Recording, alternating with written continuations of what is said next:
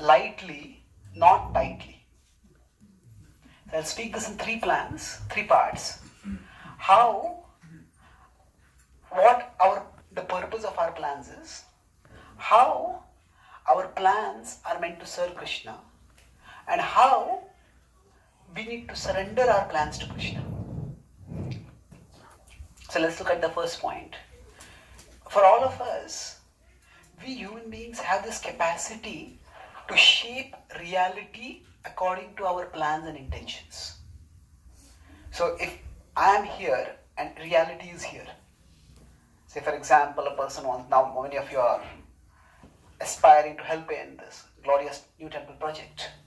So the idea is that there is a place, and the reality is right now it's simply a land, but we are here. And now we want to shape reality in a particular way. So our plans can help us to shape reality. So reality is here, we are here, and our plan is from here to here to shape the reality. And making plans and then executing those plans is a way in which we human beings can work in an organized way. Now, non-human beings, animals, cannot make conscious plans. Animals can make complex artistic nests or abodes for themselves. But it's not a conscious plan, it's a programmed instinct. We human beings can make conscious plans and act accordingly. However, sometimes, say we are here, the reality is here, the plan is here. Sometimes what happens is, the reality goes completely in a different direction. So what happens is, say we are here, the plan is here and the reality goes here. So at that time, the plan starts coming in the way of our dealing with reality. Let me give an example. Suppose somebody wants to learn rowing, and so they go to a rowing course and they learn rowing, and they have a dream that they'll call all their friends and their relatives, and in front of them they will row smoothly, and the boat will zoom forward, and everybody will click photos, and it will be on their Facebook page, and everybody will applaud. Oh, how nicely you row! And they have this whole movie inside their mind. And then they get into the boat and they start rowing. And when they start rowing, suddenly a monster wave comes from nowhere. And the next moment, they have no oars in their hands and there is no boat below them. They are in the water. Now, if they keep rowing, there's no boat and no oars. If they keep rowing, what will happen? They'll drown. So at that time, they need to immediately recalibrate.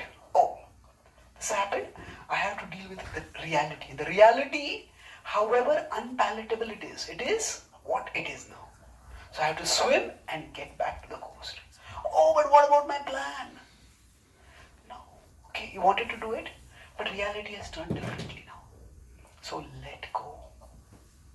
So if we become too attached to our plans, if we hold on to our plans too tightly, the result is that the plans, instead of helping us shape reality, the plans start obstructing our ability to face reality.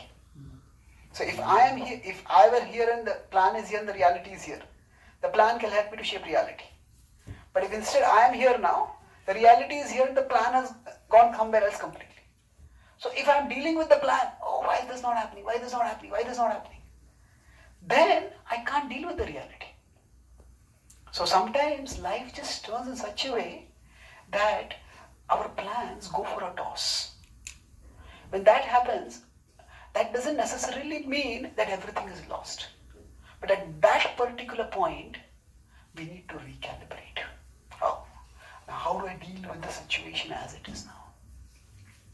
So plans can either help us to deal with reality, to shape reality, or plans can come in the way of dealing with reality. And we see in the Ramayana, we just had Ram Navami a few weeks ago almost. So In the Ramayana, what happens? Ram is about to become the king, the prince regent and then the king. And for no fault of his, suddenly he's sent out of the kingdom to the forest with absolutely nothing.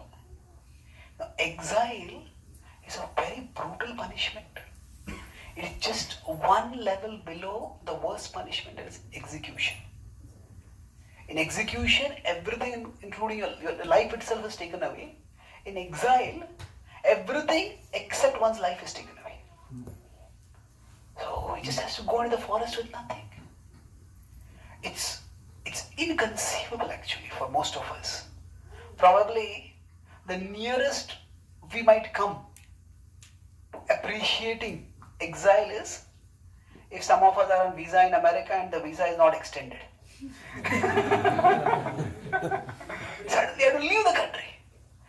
But I have my job, I have my life, I have my social circle, I have my career over here.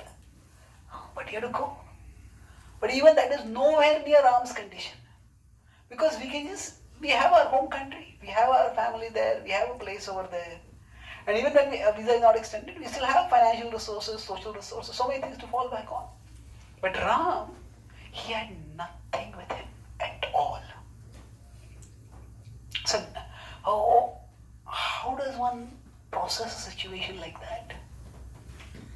Generally, to the extent we are unable to face reality, to that extent we start becoming mentally imbalanced. The madness is not just a disease. When you say somebody is mad, now what does that mean?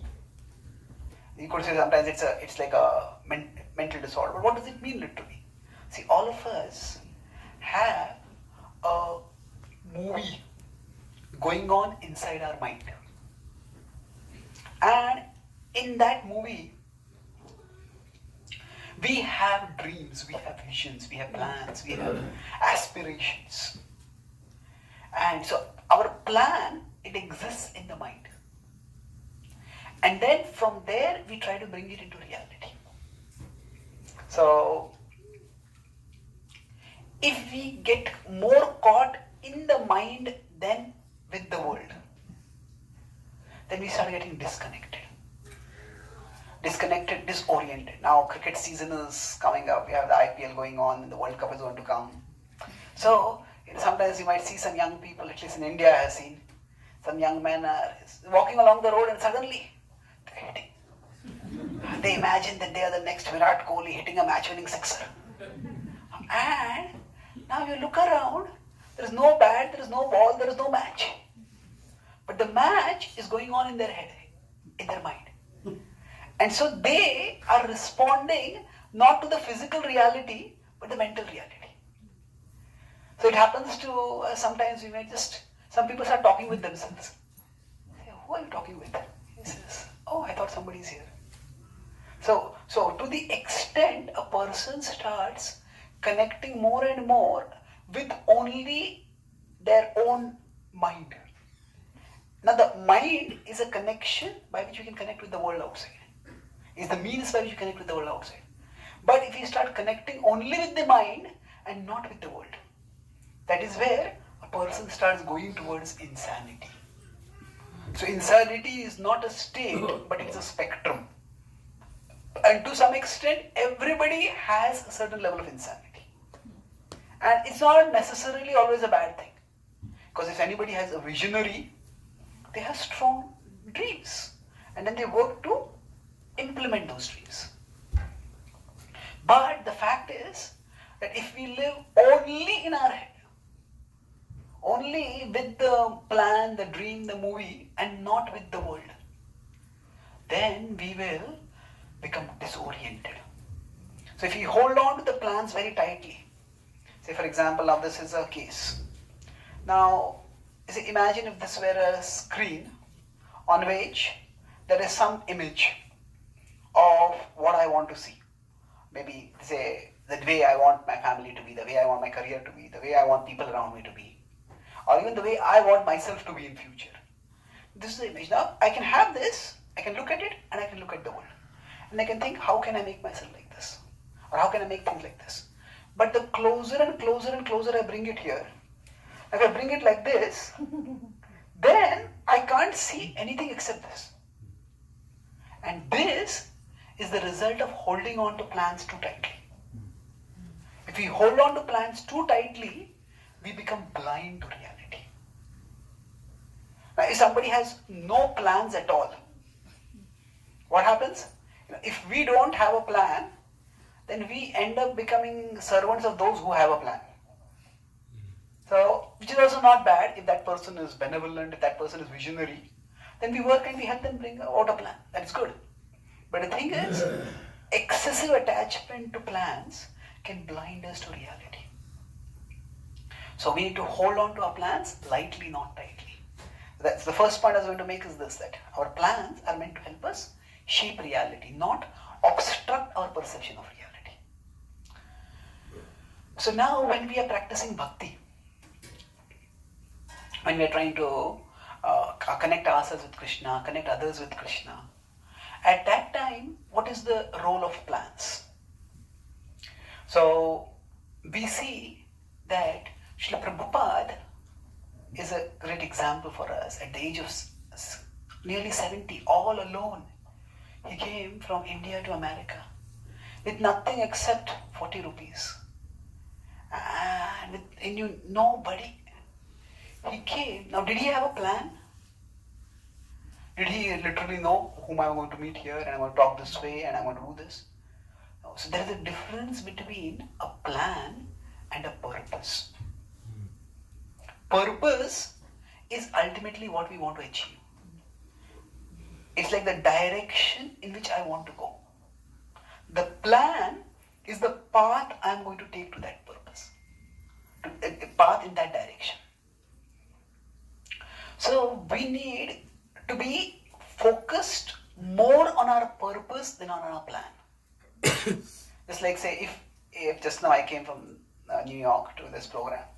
So if we were using Google Maps might say, okay, this path, it takes 55 minutes. This path, 1 hour 5 minutes. This path, 1 hour 15 minutes. Okay, now we may choose the path which takes 55 minutes. The purpose is to get here. Now the plan is, okay, we are taking this 55-minute path. But sometimes there might be traffic, or there might be an accident, and then suddenly 55 minutes might change to 1 hour 55 minutes. Then I need to recalibrate. Okay, this is not going to work. Let me go this. So there is a plan and there is a purpose. If you become too attached to the plan, then not only, sometimes some roads just get blocked. And we might spend the rest of our life trying to remove the blockage from the road. And it may not get removed. So our focus needs to be more on the purpose. Purpose is, what am I trying to do? So, okay, I want to serve Krishna. I want to help others connect with Krishna, to serve Krishna. We are all souls on the multi-life journey of spiritual evolution. We are all meant to evolve in our devotion to Krishna.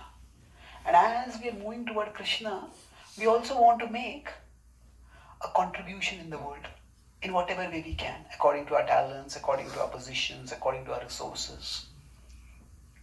The Bhagavad Gita gives the example, Yatha nadinam bhavam vega samudrameva vidmukha dravanti. So just as the river moves toward the ocean, similarly, it says we all are moving towards the ocean. Now what is that ocean? That ocean is ultimately God, Krishna. And our consciousness is meant to flow toward Him. Now, Vedanta Deshika is a prominent commentator in the Sri Vaishnava Sampradaya, and he writes on this verse that ultimately at the end of life, everybody is going to die, however we live, as materialists or spiritualists, whatever way. But he says, a spiritualist life is like a river's flow.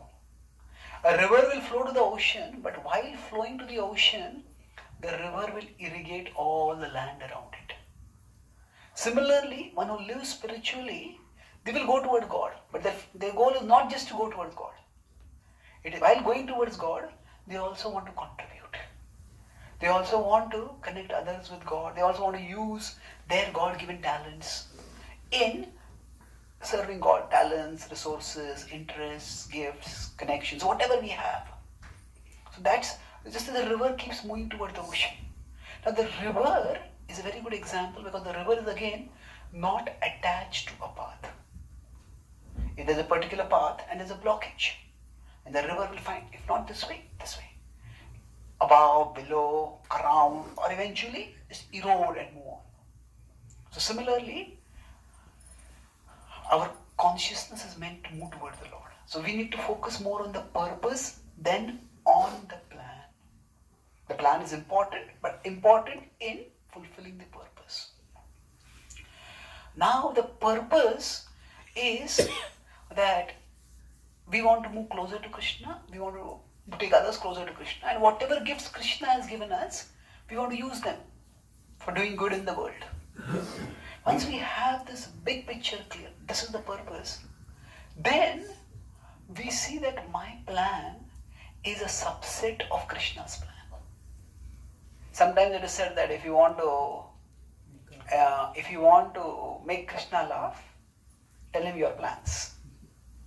Well, you have to see, this is actually not a Shastric statement. This is a statement by an American comedian. You want to make God laugh, tell him your plans. But what it means and what it does not mean. What it means is that sometimes we think that we have far greater capacity to control things than what we actually have. And because of that, we imagine, I'll do this, I'll do that. I'll make this happen, make that happen. But our capacity to control is so tiny. We think I will shake the whole world. But then if we have an itch on our back, we can't even reach that. So, if we think I want to control big things, that imagine that I'm a big controller, that is what can make God laugh. But at the same time, what it does not mean is that we don't make plans. Actually, planning is an indication of seriousness. When we are doing something seriously, we plan about it. So we plan with primarily to express the seriousness of our intent to Krishna. I take this seriously, that's why I plan it. About 10 years ago, about 25 years ago, when I started speaking for Krishna in public, so a senior devotee gave me some guidelines about how to speak for Krishna in public. So the last guideline was, depend on Krishna. But in bracket, depend on Krishna, but only after you have prepared. That means if I am going to take the service of Krishna, speaking for Krishna seriously, I have to prepare what I am going to speak. At the same time, we have to depend on Krishna. So the point here is planning indicates seriousness, and we plan in a mood of service to Krishna. So our purpose is to connect with Krishna, to serve Krishna, and our plan is for the service of Krishna. So then, this first point which I said, hold on to your plans lightly, not tightly. How can we implement that? That's what I'm talking in the second and third part. If we understand my planning is for the service of Krishna. And if the plan, I become so attached to it, and if the plan doesn't work, then I start becoming bitter, I start becoming resentful, I start becoming angry, and then my consciousness is no longer devotional. Even if I get my plan executed, how much am I going to please Krishna? How much am I going to go closer to Krishna? So our plan is a service to Krishna, but most important service to Krishna is our consciousness. If you become too attached to the plan, and then that attachment, generally if something doesn't work, we become angry. Anger can be expressed in different ways. Anger is usually expressed toward other people. And sometimes we are angry with one person, but we express the anger towards someone else.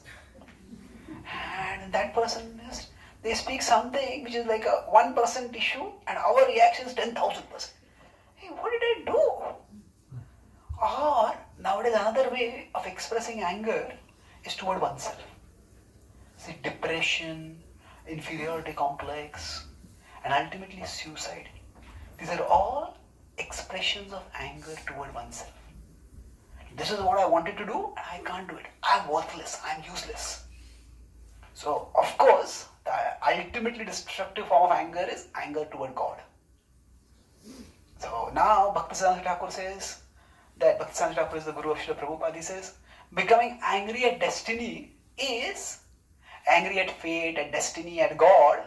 That is like spitting at the sky. What happens? The spit will come on our face only. So it's of no use. So basically, when we hold on to the plan too tightly and it is not working, we become angry. Either towards others, or towards ourselves, or toward God. And that anger leads to bitterness, to resentment, and then our consciousness no longer remains devotional. So our plan should not become so important for us that our consciousness doesn't matter for us. Then it is becoming a disservice to Krishna. So that was the second point. In Bhakti we plan as a service to Krishna. And that's why the service attitude needs to be maintained. The third point is that when our plan is not working, that means Krishna has some better plan.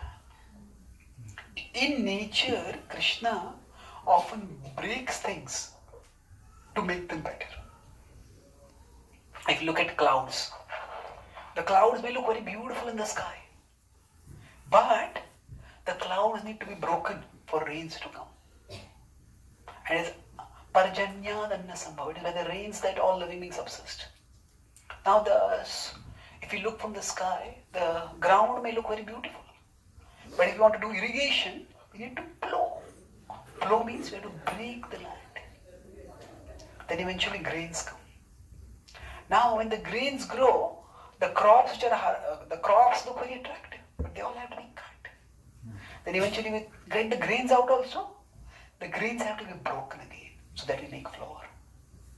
And then the flour is used to make food.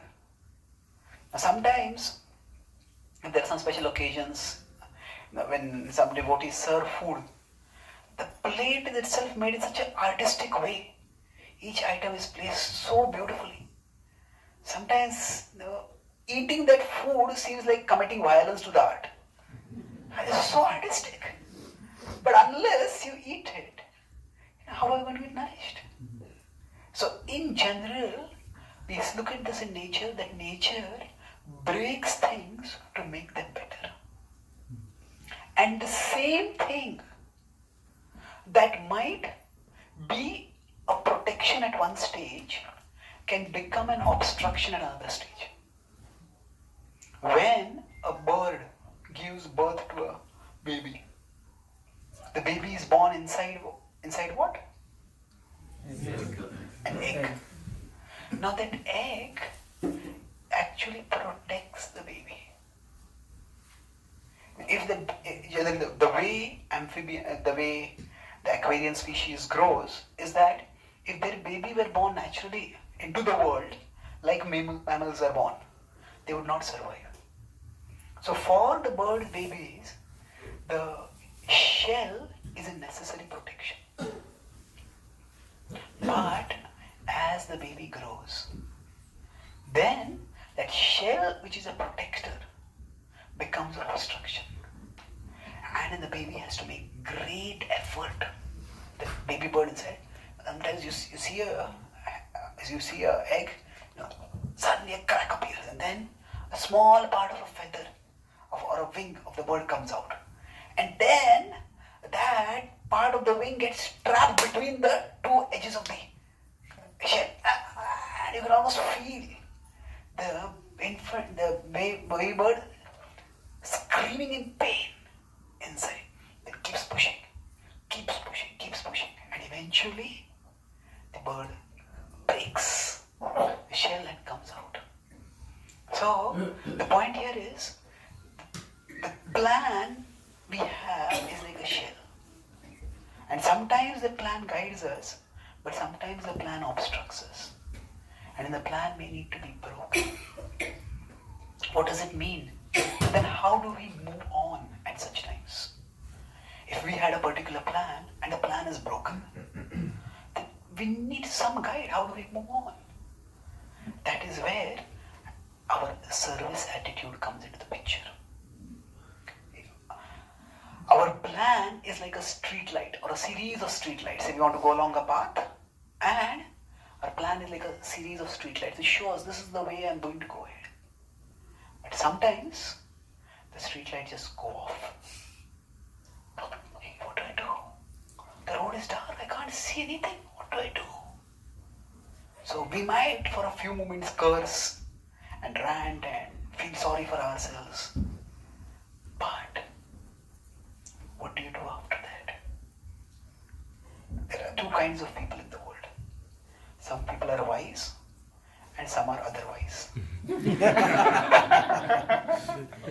So, those who are otherwise, they keep complaining, they keep ranting, they keep feeling sorry for themselves. And they make in the darkness, they make their own life miserable and they make others' life miserable. But those who are wise, they will turn on their flash, take out the flashlight. The flashlight cannot replace the street light. But the flashlight can show us one step ahead. And you take that one step ahead and the flashlight will show the next step ahead. And you move the next step ahead and the flashlight shows one step ahead. So the flashlight is our service attitude. Service attitude means, it's at the most essential level, service attitude means simply the question, how can I serve you now?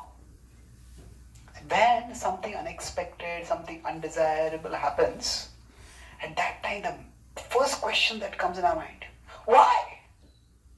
Why is this happening? Why is this person doing like this? Why is this happening like this? Why? Now, when possible, we can try to find a logical answer for that why question and move on. But sometimes, the why question just doesn't have any answer. So we keep thinking, and it just makes us more confused, more miserable, more resentful. So some people, they have what is called paralysis by analysis. I was confused earlier, now I'm not so sure.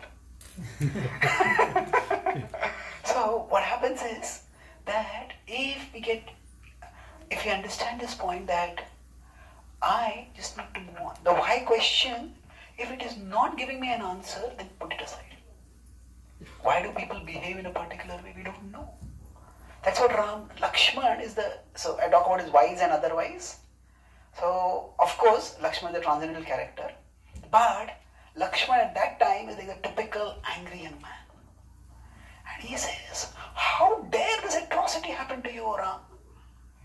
What wrong have you ever done to anyone? He gets so angry. He first gets angry with Dashrath. And he says, Dashrath has become blinded by lust for his youngest queen. And that's why he has done this. He says, we should rebel against the king.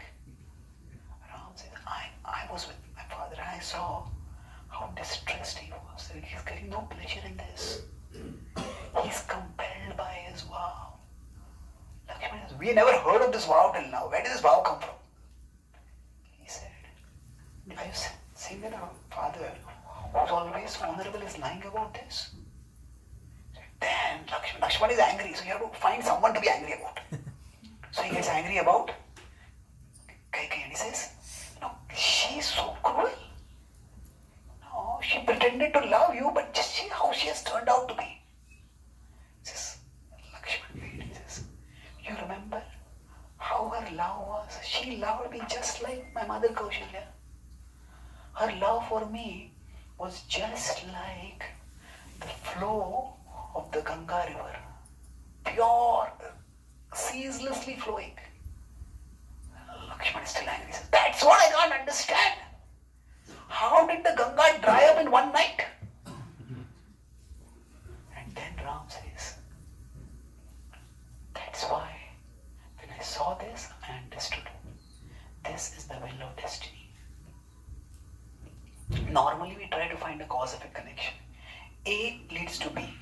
But if A is a small cause and B is a big reaction, see, this is just not proportional. Why is this happening? That means it's not just A leading to B. There is destiny involved. So Lakshman, at that time Ram says, when he says destiny, Lakshman is still angry. Lakshman says, actually, it's only cowards who accept injustice as destiny. Heroes fight against it. So then Ram says, I'm concerned about what is my duty. As a duty to my father, I was ready to ascend the throne. As a duty to my father, now I'll go to the forest. So this brings us again to the point of service attitude. Ram is also exhibiting the service attitude. So when we have this service attitude, then if things are going wrong, okay, why is this happening? It just doesn't make sense. So instead of the why question, okay, it's destiny. It's not understandable right now. How can I serve you now, Krishna? Just focus on the next step, okay? Okay, let me act in a way that doesn't make things worse. See, when some big things have gone wrong in our life, to think about the long-term future is very disorienting. It just doesn't work at that time. There are too many variables over there. So the best during unmanageably bad times, now it's best to reduce our frame of reference to manageable units of time. Instead of thinking in terms of what will happen after 1 year, what will happen after 6 months, what will happen after 10 years, say, we are suddenly diagnosed with some disease, terrible disease. What will happen to my family? What will happen to my job? What will happen to this? Okay, calm down. Don't think, there's too many variables over here. Focus on a short term. Short term means what? Divide it into manageable units of time. Okay, what can I do in the next 1 hour so that I don't make things worse? What can I do in the next 1 day so that on one side I don't make things worse, I make things better? That is the service attitude. Service attitude is, I don't know what is going to happen next, but what next step can I take? That's like a flashlight. So when the dark times come, we need this flashlight. That is our service attitude. Krishna, how can I serve you now? And if we hold on to this attitude, Krishna, then those dark times which are there, they may seem, when we are in those dark times, they may seem like a dungeon. They think, I'm trapped in this dark time. But it is not a dungeon. It is a tunnel. And the tunnel will end. And there will be light at the end of the tunnel. And then we will find that whatever happened, our plan was broken, but Krishna had some bigger plan. And when that bigger plan emerges, we'll see that what went wrong was a necessary part of something more right to him. So that is the important thing that we need to keep in mind. So we hold on to our plans lightly, not tightly. When we do this, bad things happen in life. But Krishna is so expert that he can bring good even out of the bad. He's expert in fact at bringing good out of the bad. So when we keep that vision, don't just look at our frustrated plans, but look at Krishna and try to cultivate service attitude. And Krishna will bring us to a better place. Not only than what we were in the past, and much more than what we are in the present. And that is Krishna's magic.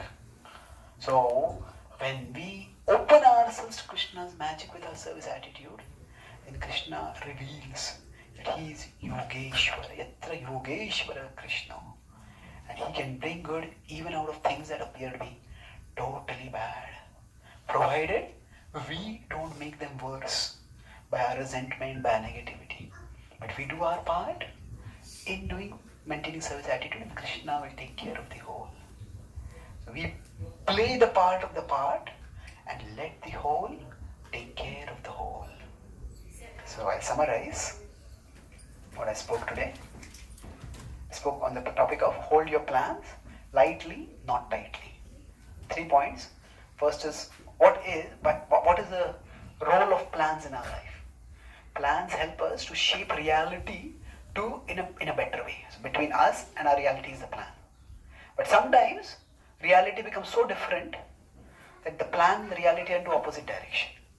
Like we want to row, but a wave means that there are no oars and there is no boat. So then we need to recalibrate. If we are too attached to our plans, that can blind us from facing reality.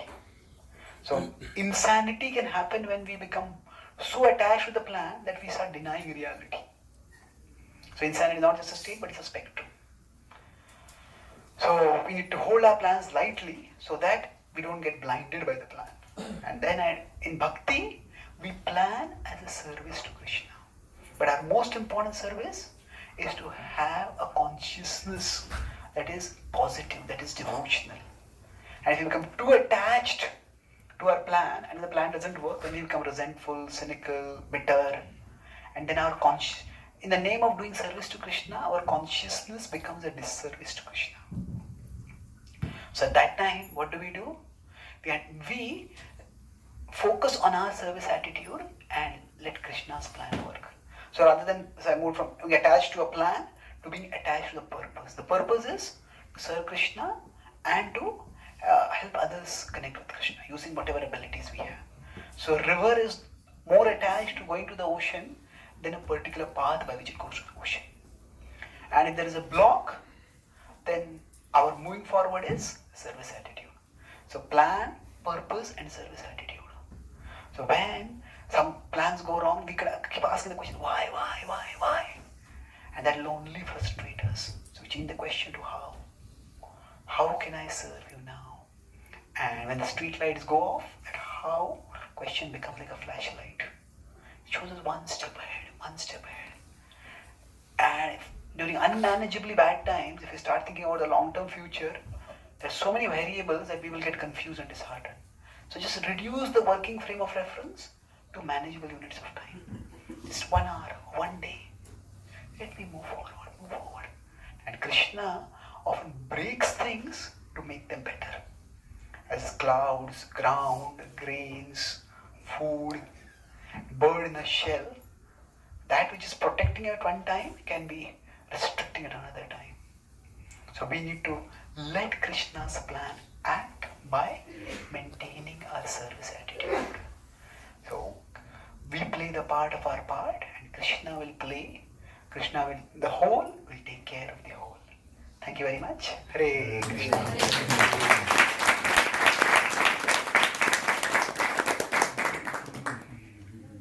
Any one quick question? Yes. Okay. Okay. Where is the question? Yeah. Yes. Thank you for your advice today. My question to you is, in our plan to be absorbed in the present and be at peace with ourselves, what should we select first? Who, why, when, and how? Okay, good. Okay. So, to focus on the present, what should we focus? Mental peace, because Yeah. that is what Bhagavad Gita is also telling us. Yeah, okay. Seek mental peace and be selfless. In our plan to that journey, what may we select first? Who, what, when, why? And Okay. maybe how also I would like to. Yeah, so who, what, when, why, how, what should we focus on? Yes. During when we are having this disturbing times or plans are disrupted. See, the whole idea is that we need to keep moving, keep flowing. And in some situations, the why question helps. In some situations, it doesn't help. A life is like a war against an elusive enemy. One of my friends is doing HIV research. One of the reasons why HIV is so difficult to cure is because it keeps mutating. So in life, you cannot go with one formula. Okay, this question I ask, I'll get the answer and I'll move on. So the Bhagavad Gita actually begins when Arjuna is disoriented, what to do. The Bhagavad Gita gives you the who question. Who are you? So we all have various functional roles in life. Say if now you may have a role as a mother, you may have a role as a professional, you may have a role as a daughter, you may have a role as a wife, you may have a role as a sister, whatever. We all have different roles. So sometimes these roles pull us in different directions. So beyond our functional roles,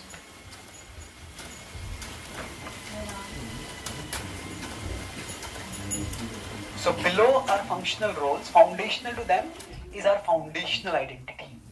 And that is, we are souls who are parts of Krishna. understand, so to the extent we identify ourselves with our roles, to that extent, the frustration of our plans will be unbearable for us. If my whole sense of self-worth comes from the fact that I am a software engineer, and then I lose my job, then who am I? I'll just not be able to bear it. So we need to go foundationally, who am I? I am a servant, I am a spirit soul who is a part of Krishna. I am here to serve Krishna. So my job is a service to Krishna. My family roles are a service to Krishna. So all these roles that we have, they are like channels by which the river of our consciousness is meant to move toward Krishna. So if we reduce that river to only one channel, if I identify myself by one role alone, say if I identify myself as a speaker, and tomorrow I lose my voice, then what will I do? I'm a speaker, but speaking is a service to Krishna. So if I can't serve in this way, I'll find some other way to serve. So if we have that fundamental understanding of our identity, who am I? I'm a soul meant to serve Krishna according to different roles. Then how? Okay, this road is blocked, I can move on. So I would say who question comes first, then the how question. And that will help our consciousness to move on. Okay? Thank you. Yes? Yes, no? Yes, please. So you answer very nicely. Who, what, why. The letter W is necessary. W letter is necessary for asking all these. So if we stick to Krishna, everything will go. Hare Krishna. Thank you. So you talk about purpose and you talk about plan, right? So when we are executing a plan, we can get obstructed in our purpose, right? We could think that this is Krishna testing us. So I need to kind of, just keep on pushing with the plan I have. Or we could think of like Krishna wants me to have a second plan, right? How do we kind of differentiate between those situations? That's a good question. How do we get the answer? So if a particular plan is obstructed, then when do we decide that I keep pushing on with this plan because Krishna is testing me, or I should shift to some other plan? Yeah, I think that requires pragmatic intelligence. I was just 2 weeks ago I was in Stanford and I gave a talk over there. And after that, one American lady, she came and she was talking with me. And she said her daughter has been for 12 years in Stanford changing her major every year to find out which is her calling in life. Now, she's still in the first year. 12 years she's going on. So, it's good to try to find out one's calling. But life is not going to wait till we find our calling, isn't it? So sometimes a suboptimal plan is better for moving on than waiting for the optimal plan to be found. So what I mean by that is that we cannot let ourselves be blocked. We have to keep moving on. And we can use our own God-given intelligence to decide what is a reasonable effort. If a particular blockage is there, I want to move on with this. But okay, how much is a reasonable effort? Now we see Prabhupada, and initially he started the League of Devotees. That time he had got a place and he had inaugurated that at the international headquarters of the League of Devotees. But then there was a whole clique against him, a whole conspiracy, and he was told to leave from there. Now Prabhupada had the land deed with him and he could have fought. But he decided it's not worth it. Now his reasoning was that the people there were more pious than spiritual. He also felt Jhansi was not a very big city and he felt that it's not worth it. But then when something similar happened in Mumbai, and he had got a land and the person who sold him the land, he took the money and then he did not even give the papers properly. So in Prabhupada, he said, I will die rather than let this person cheat me of Krishna's Lakshmi. Prabhupada fought. So broadly speaking, when things go wrong, we have three alternatives. I call them tolerate, mitigate, or immigrate. They will like extremely cold in a particular place. And that's where we have got a job. Now what do we do? Well, if that's where your job is, tolerate it. But if you can't tolerate it, it's unbearable, then mitigate. Get nice heating, get warm clothes, in your home, in your car, have proper heating. Mitigate it. But if you can't, then immigrate. So all three are viable. Sometimes, okay, as long as I'm able to move forward in the purpose, okay, this is a tolerable irritation. But this is going beyond limits, I want to mitigate it. Or sometimes we feel this is just getting too messy, I walk away. Walking away is different from running away. When we immigrate, it is not so much out of frustration, it's that, okay, I have better things in my life than to keep fighting this. So again, if we are focused on our purpose, then we will ourselves get the intelligence of how much to spend on a particular plan. Dadami buddhi yogam. It's good to find your calling, but to spend 12 years shifting in a first year of major is ridiculous. So if we stay focused on the purpose and look at our options, we can ourselves decide this is a reasonable amount of effort. And if within this much effort it works out, I have shown Krishna that this is what I can do, and I have done it. If it is not working, then okay, let it go. Maybe Krishna wants. So sometimes in the same situation, we may think that Krishna is testing my determination. But who knows? Krishna is testing our detachment. So we can decide a reasonable amount of effort, and if it doesn't work, let go. Okay? Thank you.